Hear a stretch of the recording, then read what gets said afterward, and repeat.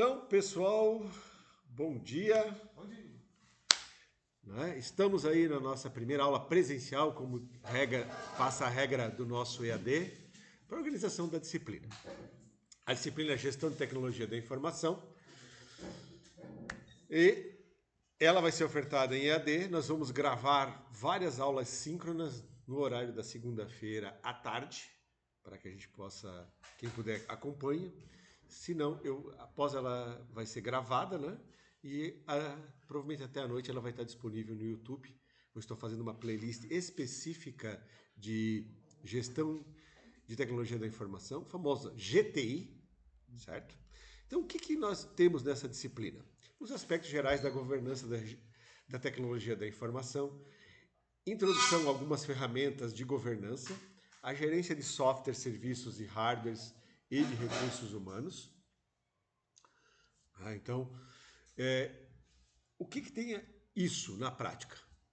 Se você pegar as siglas em inglês, o dono da empresa é o CEO, o chefe executivo do escritório. O cara da TI é o CIO. Aqui, na nossa cidade de Rio do Sul, nós temos dois CIOs, que é o Alexandre, que está ocupando nesse momento o cargo de CIO da Metalúrgica Rio Sulense, é o Metalúrgica Rio agora que chama, trocaram o nome. Ele já está há vários anos na área da TI, trabalhou em Delsoft, trabalhou na área central, e agora foi convidado a ser o CEO, já que a Metalúrgica tem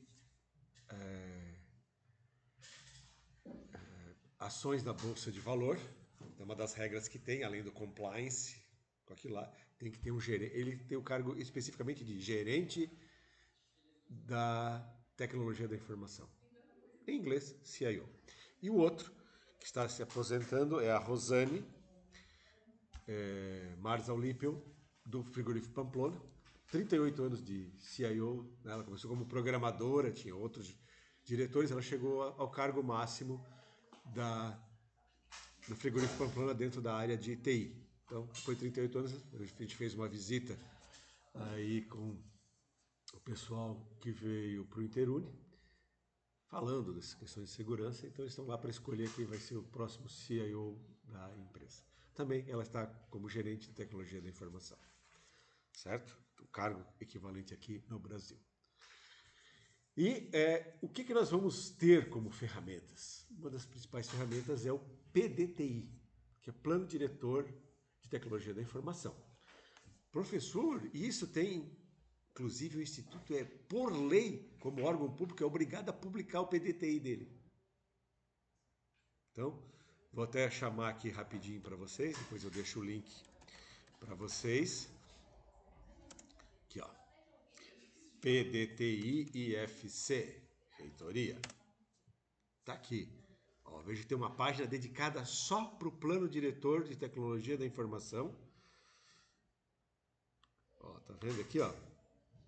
Dando a explicação. Olha, a elaboração, o instrumento de gestão adotado pelo Instituto Federal orienta a execução da TI organizacional, né, possibilitando justificar os recursos aplicados em TI com o objetivo de minimizar desperdício, garantir controle, etc. e tal.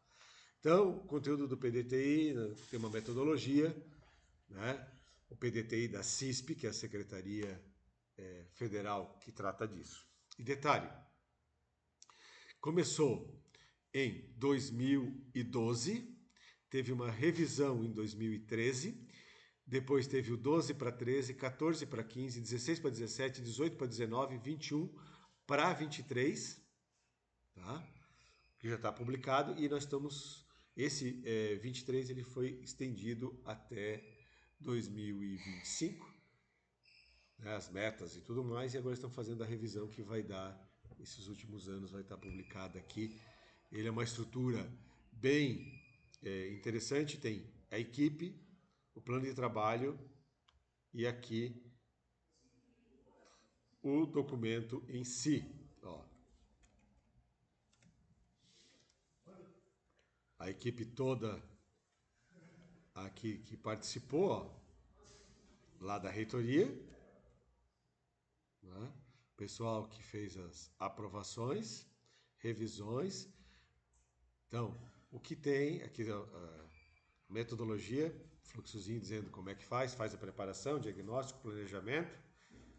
Muito bem. Matriz SWOT, que é as principais forças e fraquezas. Princípios e diretrizes, então está aqui todas as normas técnicas que tem que observar e a legislação. Não é? Tem que ter os resultados do que foi atingido e o que não foi atingido. Então, ó, tudo que foi atingido e o que não foi atingido. Ó, tá vendo aqui? Ó, 27 atingidos, 12 parcialmente, 15 não conseguiram atingir. Normalmente por falta de recursos. Tá? Missão. Né? O que é a missão do referencial da equipe de TI? Visão, valores, pontos fortes, pontos fracos, matriz SWOT, né? Stronger, Weaknesses, Opportunities, né? Em inglês. O inventário das necessidades, o que a gente precisa ter, realizar dimensionamento, institucionalizar sistemas, né? Vai ter que ter toda essa regra disso aqui. Aí, a classificação, onde cada uma delas está, o que é fácil, o que é de risco, o que é preciso, então extremamente importante. Então aqui o hashtag, o R hashtag 6, o 10 e o 3 aqui no alto.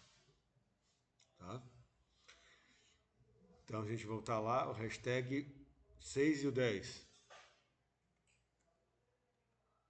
6. Implantar gestão orçamentária. 10.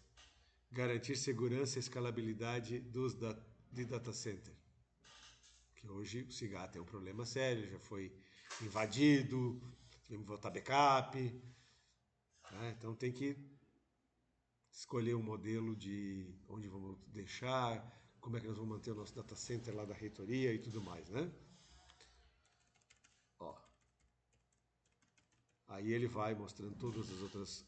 E aqui, quanto que vai ser investido. Né?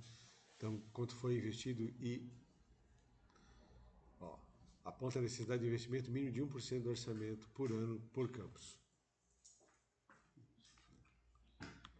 Então, pessoal, tem processo de revisão e a conclusão dele. Muito bem. Então, outra coisa que a gente tem que observar aqui também são a TI verde e a gestão dos resíduos sólidos e essas questões ambientais. Então, se jogar uma placa de um PC, ou até mesmo placa de uma TV ou de celular na natureza, vai contaminar a água, vai contaminar solo, vai dar vários problemas difíceis. Então, o nosso objetivo geral é discutir a influência da tecnologia da informação na moderna administração e o papel do profissional de TI para o desenvolvimento de software e a elaboração do planejamento estratégico de TI, que é, por acaso, o PDTI. Que é algo que nós vamos colocar como primeiro desafio, cada um vai escolher um PDTI diferente para apresentar para os colegas. Nós vamos gravar o vídeo e disponibilizar no YouTube. Né? Vocês vão achar muito mais fácil de qual? Das empresas públicas, porque tem uma lei que obriga empresas, órgãos como o Instituto, o Governo Federal, cada secretaria, todos têm que publicar. A ANAC, de Aviação Civil, é um dos mais completos e mais rigorosos, porque tu imagina, estão trabalhando com milhares de vidas ao mesmo tempo, andando dentro dos aviões. Então, os sistemas deles têm que ser os mais seguros. Tu já pensou? Se o cara pegar e invadir o sistema da ANAC e botar 2 aviões em rota de colisão, ou pior, aparece até no filme, num dos Duros de Matar, lá aquele do aeroporto, os bandidos entraram lá, dominaram o aeroporto, e ele baixou o nível do solo em 200 metros. Então, o avião estava em cima das nuvens porque estava nevando. Quando ele baixou, que ele achava que ele tinha mais 200 metros de profundidade para tocar no solo, ele já estava praticamente, o avião bateu, explodiu, matou todo mundo. Isso é um ataque terrorista. Tá? Então, tu imagina a seriedade que nós temos. Né? Não é só, roubou dado, criptografou o banco de dados, não morre ninguém.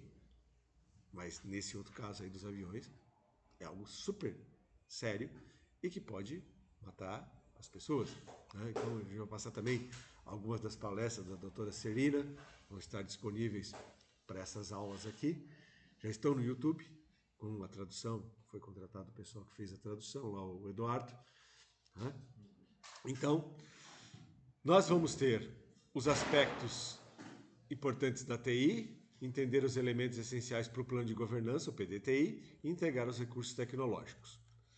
Então, primeira aula que nós já vamos falar um pouquinho agora é sobre a governança. Tá? Qual é que é o nosso objetivo? Governança, Lei SOX, que instituiu a governança nos Estados Unidos, depois aqui no Brasil é chamado Basileia. Ferramentas como COBIT, o ITIL e auditoria. Uma unidade específica sobre o PDTI, tá? Que é a 4. O tópico 4. A unidade 3, a gerência de software de serviços. Aí você usa o modelo que poderia usar o CMMI, que é americano, e nós usamos o MPS-BR para o gerenciamento de software e gerenciamento de serviços. Por que serviços? Você pode contratar tanto software quanto hardware como serviço, ou seja, você paga um aluguel. Então, o modelo de empresas da área de software, a maioria está como SaaS. É a Magazord, é a IPM, a Delsoft, a área central, a área local. Ou seja, ele já fornece a solução instalada no data center e você paga X de mensalidade, e aí tem regras diferentes, né? A IPM é valor fixo por mês para cada prefeitura. A Magazord tem um valor fixo por mês, mais um percentual do faturamento que a empresa que contratou os serviços dele fez pelo site. Então, eles têm todo um trabalho que eles usam, equipe de sucesso do cliente, para que garantir que o cliente consiga vender o máximo possível. Porque quanto mais o cliente dele vender, mais ele fica satisfeito e mais eles ganham. Tem contratos de 1%, tem contratos de 0,5%. Imagina, 1%. Se o cliente dele vender 100 mil reais, ele ganha R$1.000. Agora, se o cliente vender R$1 milhão, ele ganha 10 mil reais. Não é bom? São modelos interessantes. E também o gerenciamento das pessoas. Tá? Em inglês, a sigla é Human Resources. Por isso que muitas vezes tu vai falar recursos humanos, como está na ementa. Só que aqui no Brasil, mas não pode ser recurso. Porque recursos são coisas materiais e tal. Mas é que o problema é que, em inglês, research, ele é muito mais amplo que só coisas. Então lá eles falam Human Resource. Né? E aí a tradução de recurso, o problema é o significado de cada palavra em cada idioma. Certo? Então, gestão de pessoas, ou gerenciamento de pessoas, é o mais comum para nós. Tá? Nós temos a TI Verde, que é justamente o gerenciamento desses recursos, desses resíduos, a implicação do descarte. Então, tem uma empresa já lá no início, no final da Rua 15, início da SC, que faz exatamente o quê? Pega esses materiais, recicla o que é possível, né, o que dá para recuperar, e o resto vai para desmonte. Então, um exemplo mais legal que tem foi feito no Japão, nas Olimpíadas de Tóquio, onde eles derreteram, separaram os plásticos, daí mandaram os chips e as plaquinhas para ser derretida, separaram o que era ouro, o que é prata, o que é bronze, os outros metais, por questão de ponto de fusão, separação química, etc. e tal, e conseguiram fazer as medalhas todas, e ainda a empresa que fez esse trabalho, que custa dinheiro, né, derreter isso tudo e fazer, ficou com as sobras de ouro, prata, os outros metais, para pagar o trabalho que eles tiveram. Até porque, por que as nossas placas são tão caras? Porque tu tem várias gramas de ouro numa placa. Porque o ouro é extremamente condutivo. Então, né, por isso que ela é tão cara. Então, pessoal, aqui está a nossa abertura da disciplina com aula presencial, leitura do plano de ensino, e nós já vamos começar nessa aula de hoje a falar um pouquinho de governança. Então, vamos chamar aqui o nosso material de governança.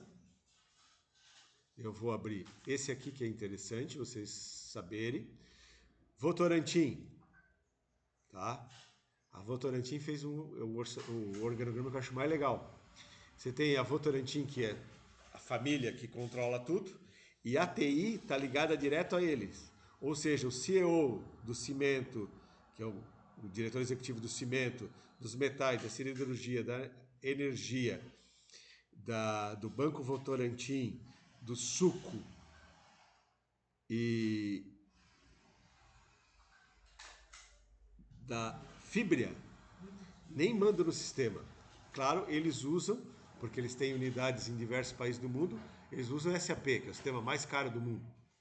Tem serviços da T-System, que é uma empresa alemã que anunciou que ela tem 450 funcionários em Blumenau, em outubro de 2025, depois eu mando a notícia para vocês. E quer dobrar, quer chegar a entre 800 e 900 em 3 anos.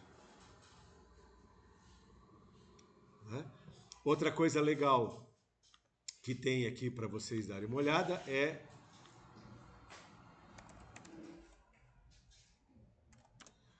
esses conceitos de governança. Faltou um N. Ó. Governança de TI.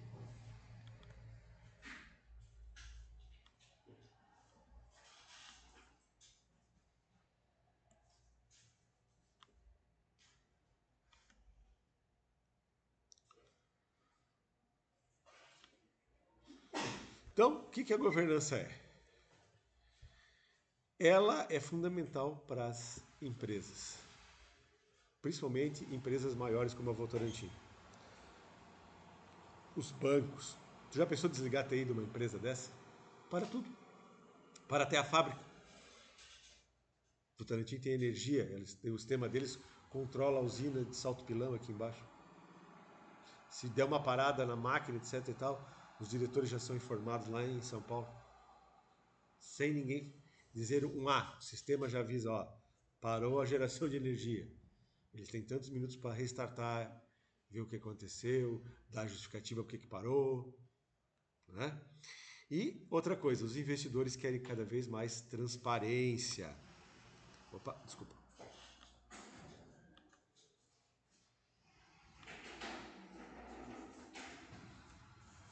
Então, elementos da governança. Os proprietários ou sócios, o conselho de administração, a gestão, uma auditoria independente, o conselho fiscal e o código de conduta. Ou seja, compliance. Quando você entra numa empresa maior, eles te obrigam a assinar um compliance. Que você vai manter sigilo, que você vai fazer isso, vai fazer aquilo dentro da empresa. No Brasil, ela está crescendo cada vez mais, principalmente quem é obrigado a entrar na abertura de capital na Bovespa, vem auditores de lá. Então, quando eu organizar a visita com o curso técnico à metalúrgica, que eles também têm um pouquinho desse conteúdo, eu gostaria de convidá-los para participar. Normalmente é no finalzinho do primeiro semestre, início do segundo, para ver como é que funciona o compliance deles lá. Tem uma equipe só de compliance, para ver se todo mundo está fazendo as coisas adequadamente. Né? E aí isso varia de cada tipo de empresa. O Instituto Federal, por ser uma entidade pública, nós temos inclusive auditoria interna e externa, que verifica todas as coisas que a gente faz, que compra, que coloca aqui para funcionar, se nós estamos preenchendo os diários de classe adequadamente, se estamos dando as aulas. Tem todo um controle sobre o Instituto de uma forma geral. Então, a lei SOX que eu falei para vocês, Sarbanes-Oxley, ela foi criada nos Estados Unidos para evitar que o pessoal das bolsas de valor tivessem perdas com o escândalos financeiros. Tá? Como é que funciona isso?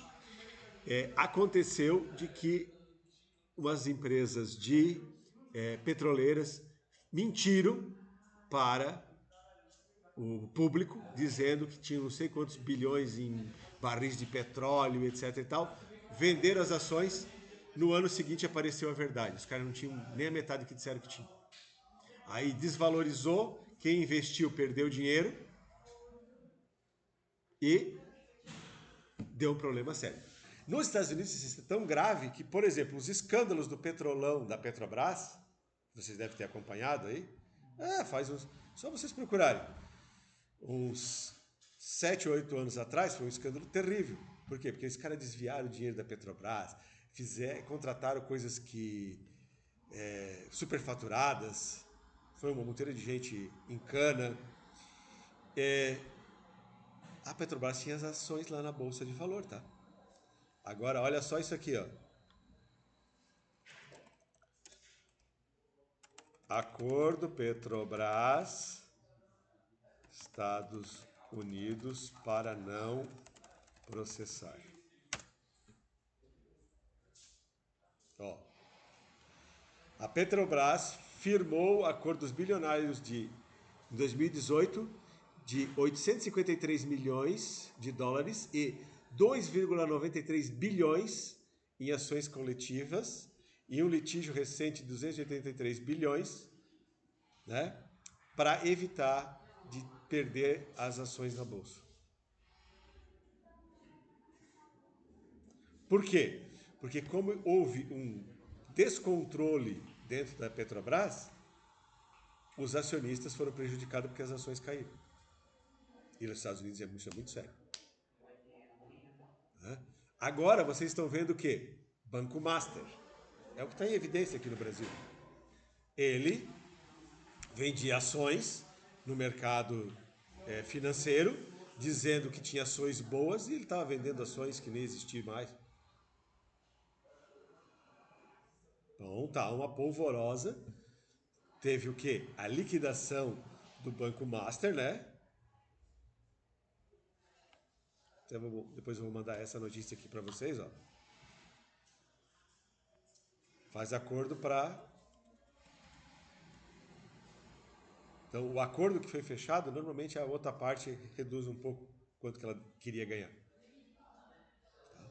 Então, resumidamente, 3,6 bilhões de reais. Aquele primeiro acordo. Depois tem o segundo e o terceiro agora.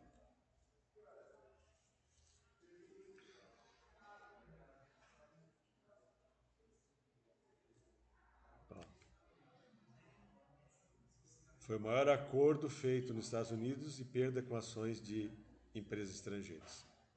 Então, lá eles levam muito sério a lei SOX e bota o pessoal em cana mesmo. Tá? Não tem. Então, se fosse o presidente da Petrobras fosse considerado que ele pessoalmente estava fazendo isso, ou qualquer um outro, se tirasse o pé fora do Brasil, já era preso pela Interpol. Aqui no Brasil chama Basileia, tá? Então, a Basileia, ela tem a subscrição da lei SOX aqui no Brasil, onde a governança de TI ela tem que estabelecer altos níveis de controle interno, transparência, ética no governo. Isso é por isso que fala governança da informação corporativa. Inclusive de não vazar informações privilegiadas. Então, quando a empresa vai anunciar o seu balanço, se alguém, por exemplo, se eu trabalhasse na metalúrgica, eu dissesse para o meu pai, a metalúrgica, as ações da metalúrgica vão valorizar. Porque tivemos um ano muito bom, vendemos bastante, etc e tal. Se eu passasse a informação para algum familiar meu, pai, por exemplo, e ele fosse lá e comprasse um monte de ações para ganhar dinheiro, que chama especulação, eu, como funcionário, iria em cana. Não pode vazar esse tipo de informação. Né? Então, o COSO, que é o organismo internacional que controla a lei SOX, tá? Ele define que o controle interno tem que ser exercido por todos os níveis da empresa, buscando efetividade, confiabilidade dos relatórios financeiros e atender às leis e regulamentações de órgãos públicos. Então, para estruturar a governança, nós temos que preparar um conjunto de processos, responsabilidades, controles que mantém das diversas áreas ligadas com a tecnologia da informação, que no final são todas áreas da empresa, porque não existe mais área da empresa que não tenha o uso da tecnologia da informação. Para controle de processo, no financeiro é tudo eletrônico, comercial, várias empresas estão vendendo com e-commerce. Então, por exemplo, a Metalúrgica vai lançar um e-commerce para vender direto para os mecânicos. E em vez de mandar todas as peças separadas para o distribuidor, eles já vão mandar um kit, o kit motor do Corolla. Beleza, as peças dele que precisa para fazer a retífica do motor de Corolla, por exemplo. Só que eles vão fazer o seguinte, eles vão deixar no distribuidor, o sistema vai vender pelo sistema, o distribuidor vai ganhar um percentualzinho sobre aquela venda para manter o estoque lá, para ser rápido. E estão vendo agora como é que vai ser o sistema de frete, né, para o distribuidor ter a galera dos motoboys para ir rapidão entregar as peças lá. Né? Eu dei o exemplo do Corolla. É claro que no caso da Metalúrgica ela faz um pouco da linha leve, mas motores da Mercedes, da Scania, da Volvo, da DAF, todas essas linhas já saem de fábrica com peças da Metalúrgica. E aí eles têm essas peças para revender. Resumidamente, a tecnologia da informação tem que manter o suporte, a operação, a rede e o desenvolvimento, seja interno ou externo, porque tu tem que controlar o que o cara faz no teu sistema, tem que manter os controles, responsabilidades e os processos. Então aqui tem uma frasinha do Fernandes de 2006 que é ótima. Governança de TI busca o compartilhamento de decisões da TI com os demais dirigentes da organização. Assim estabelece regras de fiscalização e os processos que nortearão o uso da TI pelos usuários, departamentos, divisões, organização, fornecedores e clientes. Né? Então, nós temos que garantir o alinhamento dela com os negócios, que a pior coisa que pode ter é vou fazer um negócio novo, vou entrar num novo projeto e o cara da TI é o último a saber. O caso clássico, que foi estudos e tudo mais, a Ceval, quando era dona, o proprietário era o seu Ivo Hering, da companhia Hering de roupas, ele era o fundador da Ceval. Eles resolveram comprar em um mês a Seara. Beleza. Aí ele disse, não, vamos usar o sistema da Ceval. Porque o sistema da Ceval, emite nota e tal. Só que ele errou uma coisa, o sistema era em COBOL ainda. A Ceval comprava e vendia soja, farelo de soja, que era o subproduto final, e óleo de soja em diferentes tamanhos, desde lata, garrafinha de aquela que está acostumada a botar para fritar coisa em casa, e caminhões que carregavam ela o óleo dentro do caminhão, né? O caminhão tanque de óleo. Beleza. O que aconteceu? Eles emitiam uma média de 100, 200 notas por dia. A Ceval precisava emitir mais de 1.500 notas por dia. E o problema o processo da Ceval era inverso. Entra o porco e o frango, matava os bichos, desmontava e vendia os produtos separados. Ou seja, primeiro que a nota fiscal da Ceval cabia todos os produtos dele numa nota fiscal. Ali precisava 5, 6 notas. Detalhe, quando colocaram para rodar o sistema, em 2 dias, daí o segundo dia teve a carga para valer, o computador crashou. Porque o número de terminais que estava ligando não aguentava. Seu Ivo espumava. Eu tenho colegas que trabalhavam lá na época que não saía nem as notas da Ceval.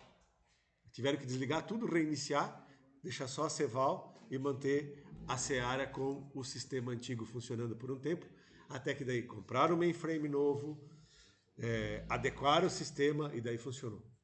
Ou seja, esse alinhamento tem que ser muito forte. Garantir a continuidade dos negócios independente de falha. Se pegar fogo no data center, eu tenho que ter um espelho fora. Um espelho, um outro servidor, ou tá na nuvem, alguma coisa, eu tenho que garantir que o sistema não pare. Aqui no Instituto, se parar o cigarro, nós paramos da aula? Não. Nós simplesmente vamos fazer a chamada à mão, vamos dar aula, beleza, depois a gente passa limpo. Hoje o cigarro é um sistema que passa limpo, não para o Instituto. Agora, uma empresa, um banco, por exemplo, se cair o sistema do banco, quanto que ele perde num dia, ou por uma hora que ele fique fora do ar? É terrível. Por quê? Porque todas as transações são eletrônicas hoje.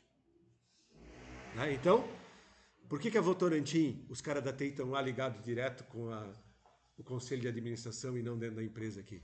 Porque a TI, lá eu tenho ex-alunos que trabalham aqui na Votorantim de Vidal Ramos. Eles, professor, é o seguinte, parou qualquer coisa, e os caras da mecatrônica também e do Senai, parou, eu tenho 15 minutos para dizer, vou consertar ou preciso de peça. Se eu não fizer isso em 15 minutos, o gerente da fábrica fica sabendo, porque quando a coisa veio no meu celular e eu tenho 15 minutos para ir lá fazer, o meu chefe já está sabendo. Aí, quando anuncia que o meu gerente tem que fazer alguma coisa, o gerente da fábrica fica sabendo, e se em meia hora não tiver resolvido, o gerente da fábrica já tem que justificar o que está sendo feito para voltar aquela parte da fábrica a funcionar, porque São Paulo já ficou sabendo. E aí tem os níveis, né? Que isso se chama plano de contingência. Nós também vamos falar um pouquinho dentro do PDTI. Se chegar no conselho de administração, ele brinca, cabeças vão rolar. Ou seja, tem que resolver o problema, a coisa tem que funcionar. Né? E a garantir, obviamente, a internacional Sarbanes-Oxley e Basileia II como normas. Então, a proposta de governança TI não é nada novo para os CIOs. Lembra que eu falei o que era o CIO? Que é os chefes de TI. Tá? Gerentes de tecnologia da informação, que é os cargos que tem aqui nas duas empresas que eu falei no início. E o ciclo de alinhamento estratégico, decisão, estrutura e processos e, principalmente, medição de desempenho. Por que é importante a medição de desempenho? Então, tínhamos uma meta, chegamos na meta. A vida de vocês acadêmica não tem uma meta? Que é chegar pelo menos 6 para poder passar? Tem uma métrica. Daí você tem trabalho, tem prova, e a média disso tem que ser acima de 6, senão se reprova. Né? Na empresa tem meta, esse setor aqui tem que atingir tanto de faturamento, tanto de produção, cada setor tem as suas métricas. E onde é que está isso? No desempenho. E aí tem uma coisa legal que o pessoal gosta de mostrar, são os dashboards, já viram? O que é o dashboard? É a comparação da métrica com o desempenho. Normalmente, eles mostram lá, tem uns que mostram com gráfico para subir, tem uns que põem uma espécie de velocímetro de carro, botando aqui assim, se tu vendeu só 20% está no vermelho, se tu vendeu de 20 até 60 está no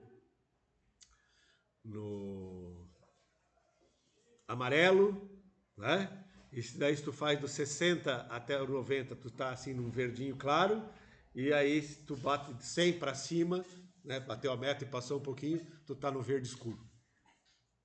Normalmente essas são as cores que aparecem no dashboard. Então entenderam a questão de desempenho? E você tem que ter um modelo de governança. Não existe um padrão único. Tá? Ele diz o seguinte, o que precisa ter? Um modelo, cada empresa vai construir o seu. Então, o primeiro passo não é a adoção da metodologia, mas sim conhecer os próprios riscos, controles e processos. Então, que risco nós temos aqui na nossa região do Alto Vale?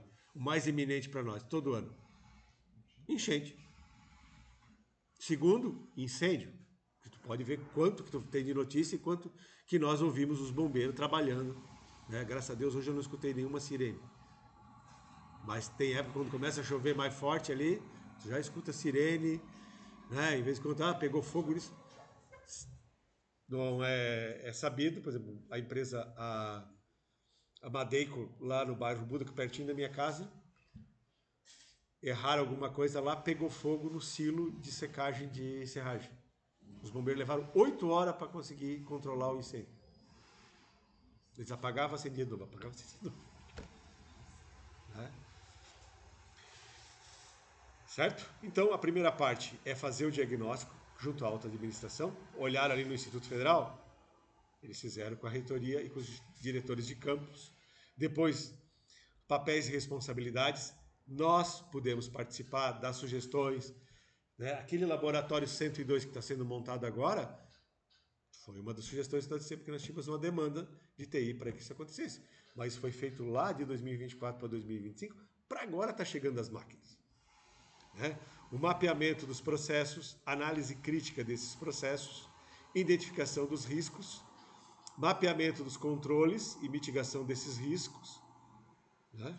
Então, sugestão: a adoção de um modelo simples de execução para preparação e diagnóstico que possibilite a tomada de decisão em relação aos investimentos, contratação de consultoria, desenho e redesenho de processos e, principalmente, a mitigação de riscos.